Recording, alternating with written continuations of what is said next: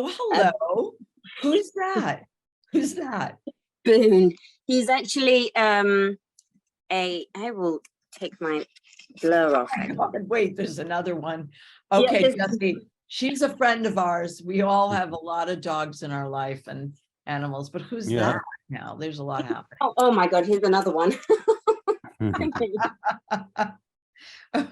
Oh my goodness. I have 11 dogs at the moment. How many? And 11. Yes.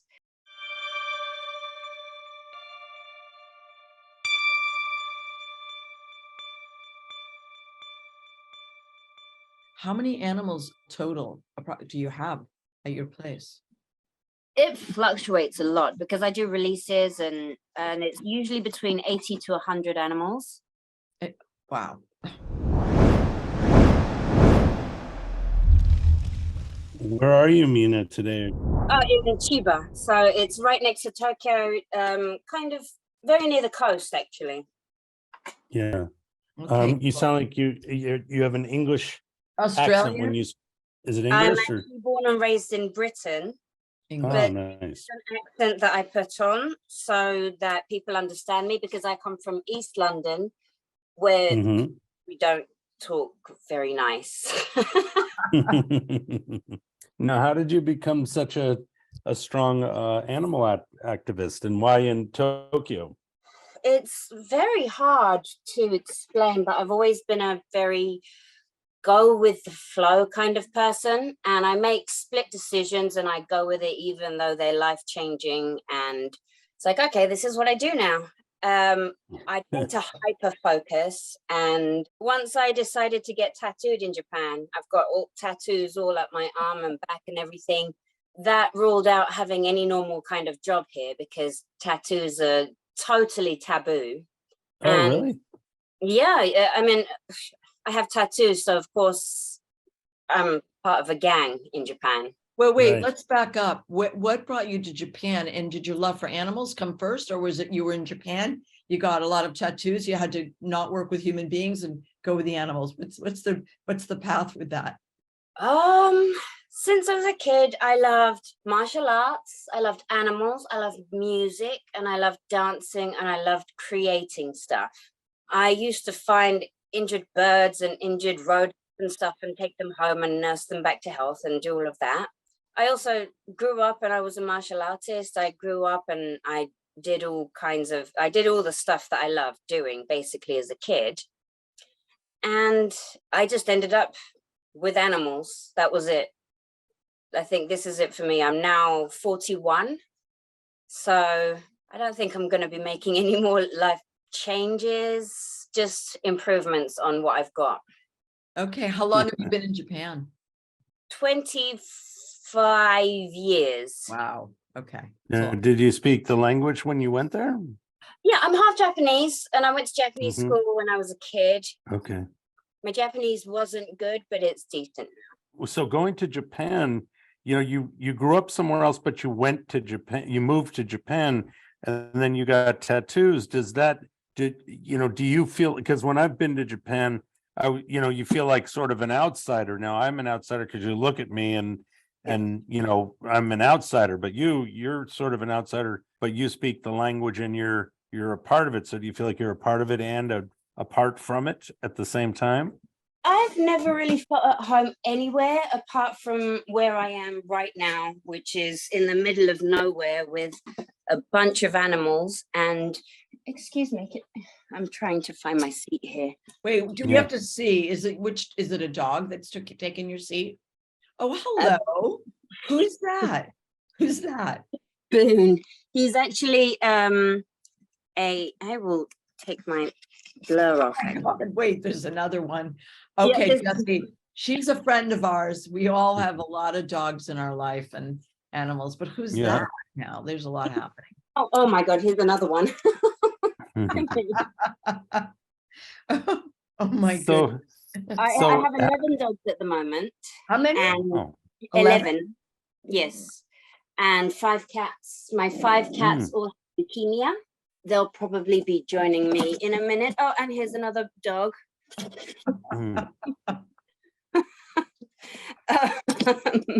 Yeah, I have Boone here, the German Shepherd, he's a failed police dog, basically. Mm. Oh, And this breeder that breeds police dogs, he has some trouble swallowing foods and stuff, and so he was very skinny. He had no back leg muscles and stuff, and instead of getting rid of him, because that would cost $3,000 US, they chose to pay me a very small fee. I didn't understand what was going on at the time. They chose to pay me a very small fee and see if I can do some Schutzen training, also known as IPO, Right. and retry him for Police Dog Academy in about 3 years.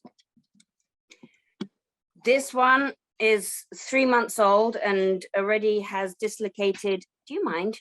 Dislocated this shoulder twice, this shoulder once, and has, he's a medical mess, basically. Right. He has a hernia where his intestines are kind of falling into his ball sack.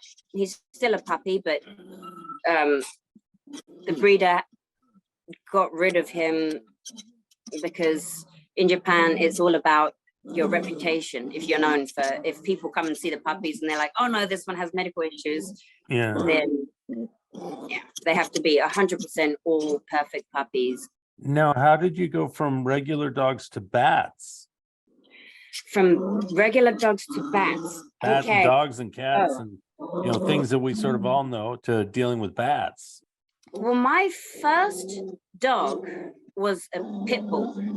I saw a post on Facebook. A friend was moving back to India and his pit bull had a litter of puppies just a couple of months before he left, and he had to get rid of them. And I went to go and see the puppies.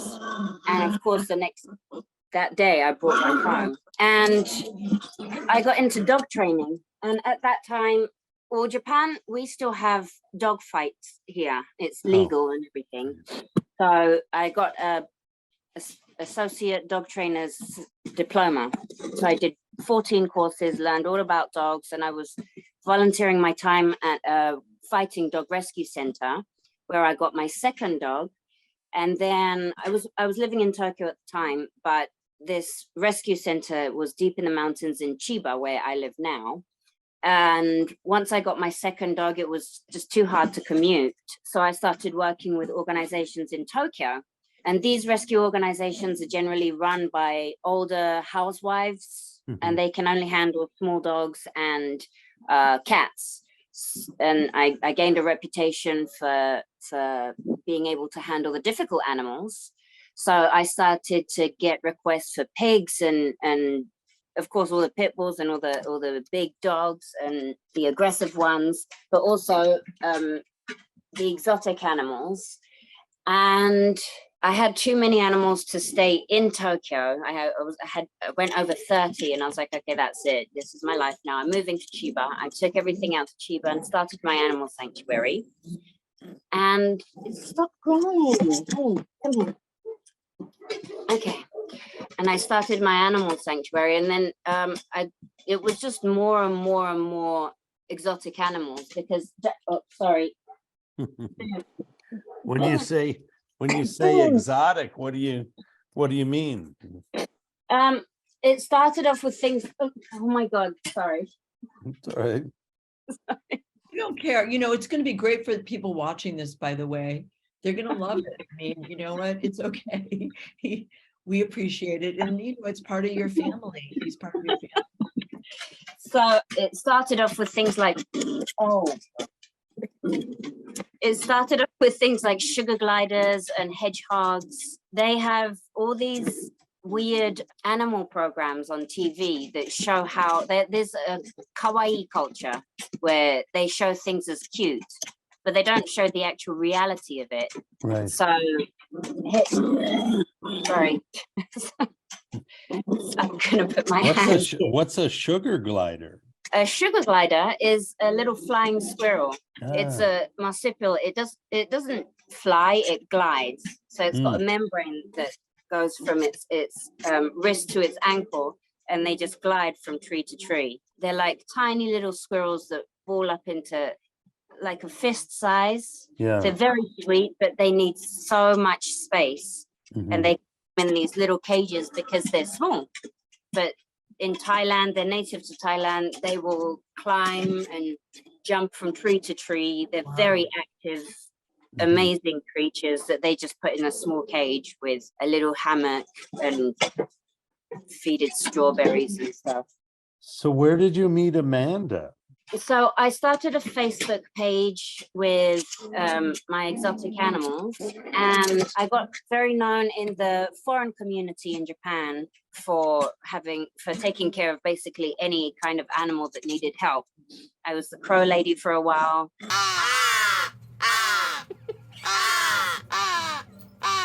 Now I'm Batgirl because last year in May, a baby bat, a tiny baby bat that was about the size of the tip of my forefinger, fell out of someone's vent. And that night they drove the bat 2 cities over to come and drop it off. And I raised that bat. And when I get a new animal, I reach out to different sanctuaries and I reach out to different specialists. And she was one of the people that responded. And I started researching more about bats in the pet trade over here, and found out just how brutal it is. The way they keep bats, they're very expensive, about $3,000 for a single bat. So people tend to just have one when they're colony animals and they need like hundreds of thousands of friends. Wait, sorry, but what do you, wait, I'm confused. Like, it's $3,000 for a single bat? Wait. And why would people want the bats? Because they're cute. Really? I mean, is that I've never heard of anybody. Jesse, have you ever heard of somebody wanting a bat because they were cute? Is that a cultural difference? Like, I'm trying to understand. No, but Amanda's site she has a lot of bats doing stuff on there that you can adopt and you can be a part of. But where I come from in Minnesota, there's lots and lots of bats, living in the thing. So I haven't heard of anybody wanting to keep them as pets. But so first you're the crow lady. So what are you doing with crows? Are very, very intelligent. So how do you get into that? And what's that like? Every year, crow baby season, starting from around March, they throw crows. I mean, the crows fall out of the nests, and the parents still feed them for a few days until they can fly. But they will also attack passers-by who get too close to the baby, and the baby might be hiding in a bush or something. So in other countries, they will put up a sign saying there's a baby crow here, be careful or walk around. But in Japan, they just call the authorities, they scoop the baby up and they euthanize it. So it's a race against the authorities. When someone sees a baby crow, usually I raise about 10, 15 a year and then release them. I have my own crow family around this area. They stick around because I still feed them like every morning, every afternoon, and they come back for breakfast and they come back for dinner. And then the next year, when I have the new babies, they all sit and watch the whole training process, and I take them out to the river to like introduce them to water. And we do like different games where I teach them how to rip open bags and like puzzle games to learn how to survive and scavenge different foods. Now, do they bring you gifts, the ones that have been around for a while? Some of them do. Like coins and shiny things like that? Yes, exactly. Nothing expensive or Yeah. broken glass. It's usually broken stuff, and there's a lot of construction sites around, so I get bits of shiny things. So, I mean, how big is your property? Do you have a big property there? I just looked it up in acres. It was 0.2 acres, but we have acres and acres of farmland behind us that is just rice fields, and we have permission from the landowners to free run the dogs. I can free fly my hawks there. And also take all the crows out for flying practice and all of that good stuff. Now, crows and hawks aren't really friends, right? No, I've got crows, hawks, owls as well, because I don't know if you know about the Japanese pet cafes. We have a lot of owl cafes where they keep owls tethered to posts 24/7, and they have, even though they're nocturnal, they have people coming in throughout the daytime to take pictures with them or sit down at a table and pet them when they're solitary animals. It's not a good thing. So how do you build an area where these things they aren't all in there together? I have different enclosures set up all around the house, and I've tried to make it as strategic as possible, having no prey and predator are going to have direct eye contact with each other, so there's no stress. I do worry about smell sometimes because hawks, and I also have pigeons, and I don't want the pigeons smelling the hawks the whole time, so I have them on the other side. It's just very small details. I have a carpenter who is also, he's a goat keeper, and he has chickens and ducks, and he does all of my enclosures for me. And he helps me plan everything out so that they're all safe. We also have a community here. I mean, all the farmers around this area are old, so they have this land that it's costing them money to maintain because they're not growing anything, and they're not, so they have to get in a big company to use a tractor and clean it up a couple of times a year, otherwise it overgrows. For them, it's cheaper if they let us use the land for free. So all we do is whack up a fence, and we've got a goat pen or an emu pen, and we take care of the land. And there's more and more of these farmers asking us to use the land in some sort of way. So I can't really tell you exactly how much land we occupy at the moment. Right. And bats. So you get one bat from the ground, and then how does that turn into just always working with bats? I started to look into the exotic pet trade with bats and saw how badly they were treated in captivity. The pet shops, I look in Japanese, the information for bats is in Japanese is terrible.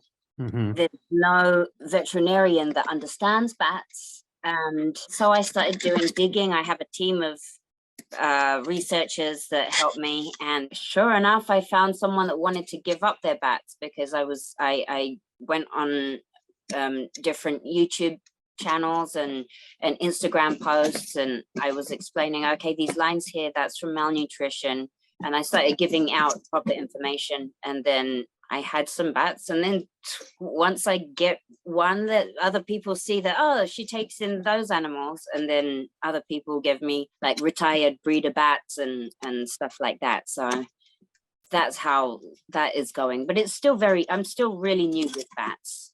Let me ask you, what is the misinformation about bats? Like, so I have I'm afraid of them because I grew up thinking something was wrong, or you get rabies, or, and what is sort of great about them? Because they're really smart, right? I mean, I don't know much about, so what information can you share with us about bats that you know of? Oh gosh, I know quite a bit because I have ADHD and I tend to hyperfocus. So I read like 5 books in 2 days. So the 2 different types, there's the insect eaters, and those aren't kept as pets. They also smell quite bad because they like to pee all over their body and rub it around. But the fruit bats, some of them can actually smell quite pleasant, which is why people like to keep them, because they look like little puppies with wings.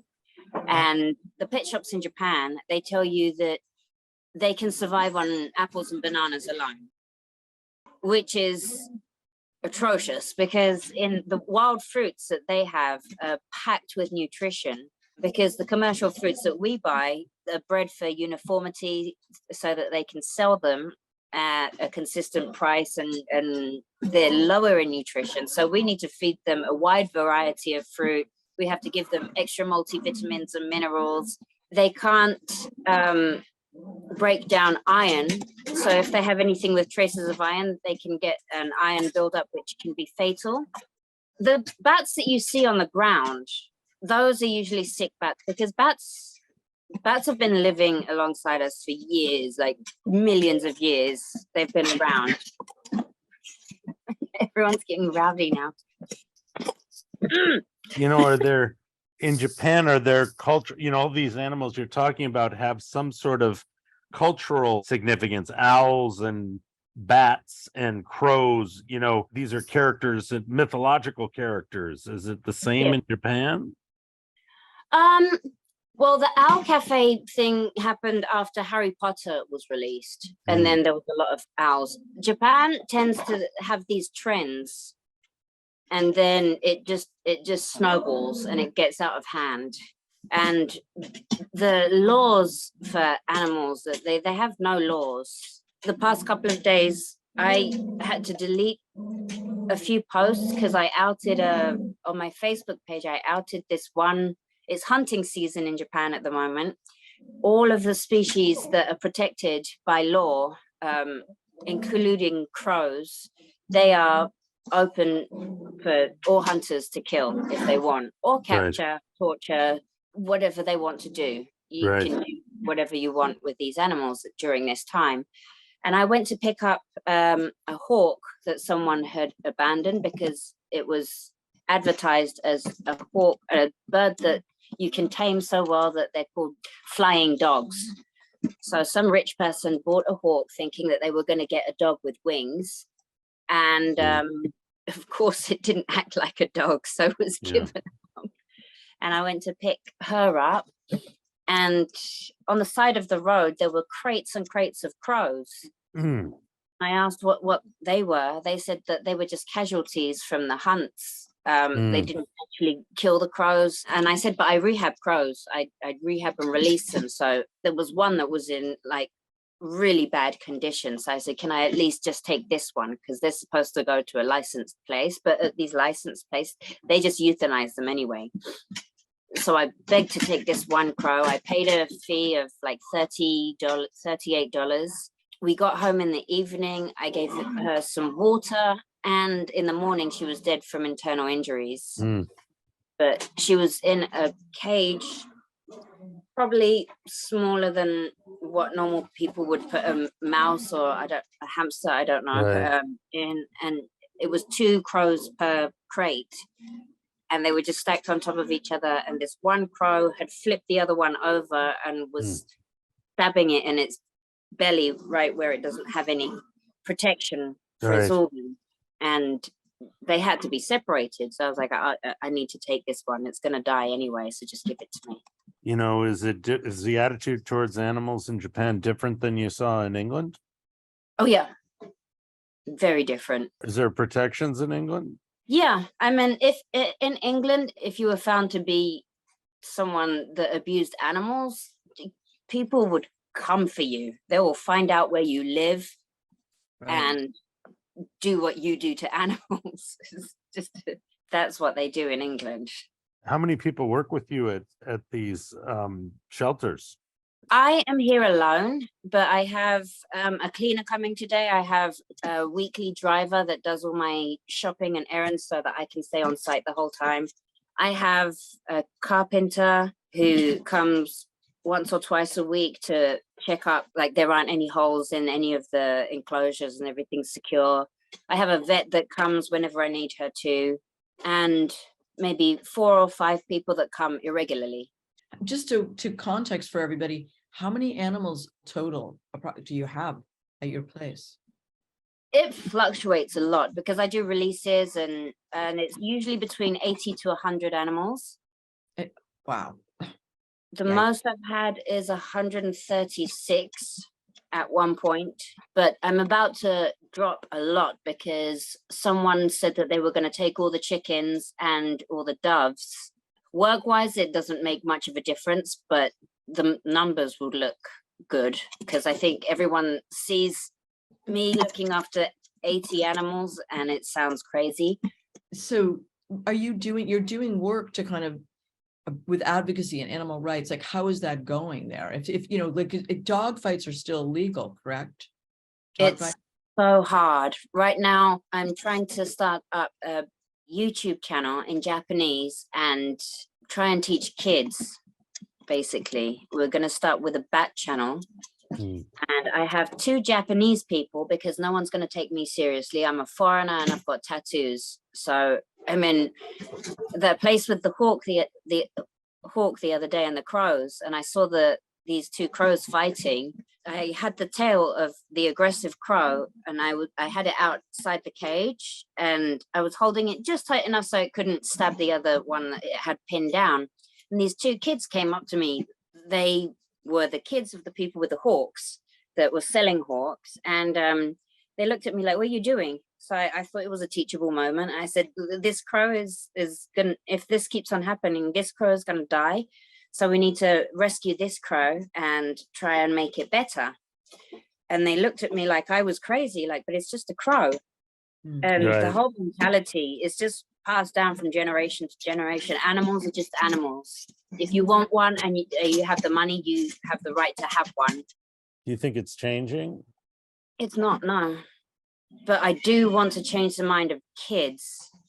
Also, if I put out educational material towards children and use, and this is a bit slimy of me, but I'm still going to do it, use like real footage from Japanese YouTubers and say, this is not right because, and just keep outing people.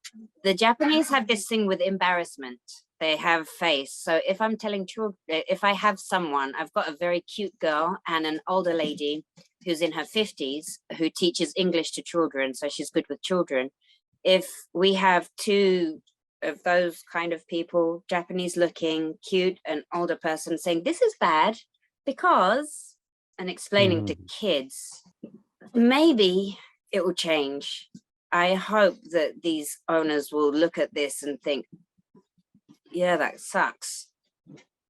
Do you get the time to go back to England? And if you do, how do you look after your animals while you're gone? I don't get the time to go shopping. I have someone come once a week to take all the doggy beds to the laundromats because so I don't have to. And it's only a minute away. So I don't leave, no. Yeah. My parents both know that I won't be attending their funerals or anything. I'm stuck here. Do they come visit? Does anyone come visit? Any from your family or friends come? Well, I don't like visitors. A lot of the animals here have been traumatized from like bad ownership from before.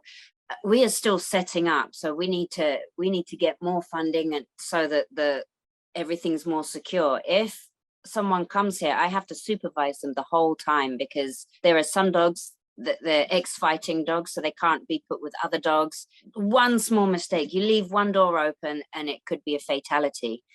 So having people here is very stressful for me, unless it's someone that I've trained properly and they know all the rules. So no, I don't really have visitors. Do you get scared for yourself? I mean, in other words, a new dog comes in or a new animal comes in. Do you ever have fear about this? They seem to love you very much. No, not really. I have a few pit bulls, German shepherds and borzois. They are wolfhounds, so they hunt wolves. And I have split up maybe 10 pit bull fights over the years. Those moments I don't think about my safety. I think afterwards, whoa, that was stupid. But there's no human, I think, that has the power to open a pit bull's jaws. So the only thing I can do is put myself in between, like wiggle myself into the bite until they release enough that I can put my hand further in. And once a pit bull releases a bite, they'll go in for another. So I use that split second to inch myself further in between the dogs. And then once they realize they've bitten me, they release straight away and go in for another one. So I get multiple bites up my arms and my legs. And then after I've split them up, what I tend to do is take a bunch of antibiotics, it's usually dog antibiotics and painkillers, lay down for half an hour until my hands stop shaking from the adrenaline. And then I've had times where I've had to stitch myself up, but now I have a vet, so I have a vet come and stitch me up. Yeah, wow. And then I check the dogs and I see if they need stitching. Do the dogs stay there forever or do you give them away? The adoptable ones, they go to homes. I have 3 dogs going this week, actually. So that's going to be a huge difference. Like walking time and feeding expenses is going to be huge. Yeah. Do you have a character in there like this one? That's actually like Boone. He's that's like this guy here. Yeah. Mine's out, by the way, at the airport. Yeah. Aw. Well, for the people who are watching, how can they support your work?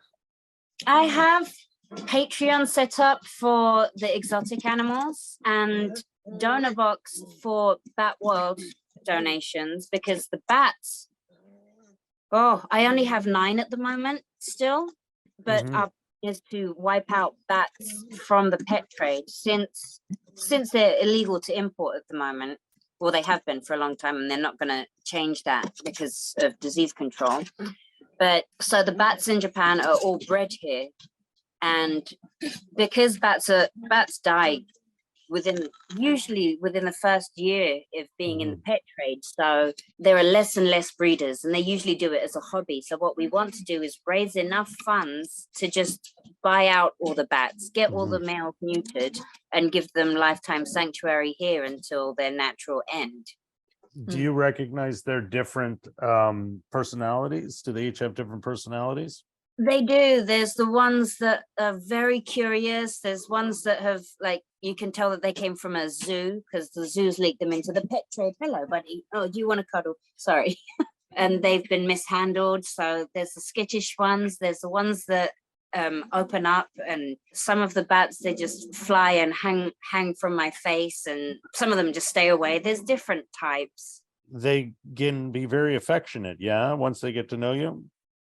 They can be. They learn to trust for sure, but it takes a minute to learn to earn their trust. But when you do have a single bat in a cage, they are craving for that interaction, that they bond with the owner, but the owner's not there all night when they're awake, and not there all day when they need to snuggle with someone. So it's a really horrible, lonely life for them in captivity. Do you have to introduce them to the other bats slowly, or can they just? I've done a few introductions, and I let them go. And I mean, they do bicker, but only vocally, like chipper away, like little squirrels, and then they snuggle together. Are there bats around in the location where you live? Are they in the mountain or wherever you are? Are they up there in the hills? Yes, we've got 5 different species out here. So I've been talking to the local farmers about putting bat houses up, because we have 37 species of native bats in Japan, but they're all endangered or critically endangered. So, I mean, the amount of insecticide that they use here, because of all the bugs, like we have monsoon and then summer, so it's just crazy bugs in the summer, so they use so much insecticide. But if we just had bat houses, we'd have no insect problems. It's probably cheaper, right? cheaper for them, right? Yeah, I mean, that's the thing I think people don't understand, that you could really shed insight. You know, every animal has a place in the universe, in the ecosystem, right? And so I think that's part, maybe the education. If you had let them be the insects, you know, they take care of the insects, you know, like it just explain where they are in the food chain, or in the kind of the ecosystem, if you will. They are the best pesticides, insecticides. Well, insecticide is a pesticide, but they are the #1 insecticides that you could ever want. They can eat 1,000 mosquitoes in an hour. That's a lot. That's a lot of mosquitoes. That's a lot of mosquitoes. They can eat things up to grasshoppers. So you want them around your cattle. You want them around your farms. You want them bats, you want them. And the fruit bats, they are the best seed dispersers. They also have the bats that pollinate. They do just as good of a job as bees do. I think it was, I can't remember the exact number, but it was at least 80%, maybe closer to 90% of the rainforest regrowth is because of bats and their seed dispersal. Amazing. First of all, it's remarkable what you're doing, honestly, and you're brave. And thank you for doing that work. It's just, just extraordinary to hear your story, and you're not alone. Clearly you have 100 friends, but it's quite an amazing story. Thank you so much. Yeah, thank you. It's Thank fantastic. you so much. It's wonderful. Good luck with all the education that you're doing too. Oh, thank you. I need it. Thank Okay, you. have a great Bye, day. guys. Bye. Thank you very much. Bye.